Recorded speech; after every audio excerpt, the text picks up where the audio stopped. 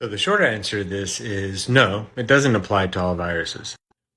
I think people don't realize or seem to forget that there are literally millions of types of viruses.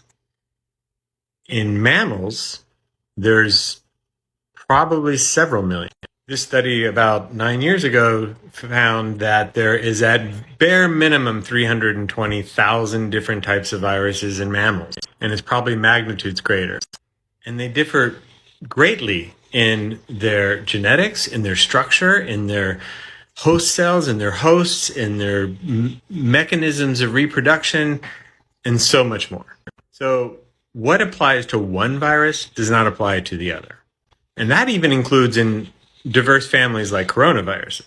Some viruses only have a certain amount of mutational space, for lack of a better term, for mutations to arise that would make it more or less virulent or more transmissible or evade the immune system. Like SARS-CoV-2, have a whole range of possible mutations still that will allow it to become more or less virulent or more transmissible or evade the immune system. Like saying having a slug in your home is similar to having a tiger in your home, and that the behaviors apply to both. They don't. Might not be the best analogy, but it kind of works. The slug is annoying and maybe carries rat lung disease if you touch it or let it walk on your food or slime. But a tiger has a whole lot of range of the damage it can do. Now, first of all, you can domesticate a tiger and keep it in your home, and maybe the rest of your life it does fine.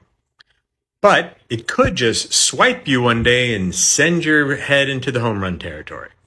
It's about the parameters of possibility. And for SARS-CoV-2, those parameters are pretty high, especially for virulence and evading the immune system. Transmissibility, a little bit less. That's the point. It can go a lot of different ways that other viruses cannot, or will not, or have a very low chance of. Can't discount that an alien species will come to the Earth tomorrow and wipe out the Earth, but it's highly unlikely. So you have to assess your risks. The risk of aliens coming from the moon and attacking us tomorrow is really low, if not zero. But the risk of getting sick from the coronavirus, SARS-CoV-2, is actually quite high. The risk that a coronavirus that causes the cold will change so it becomes deadly is low, if not zero, but low.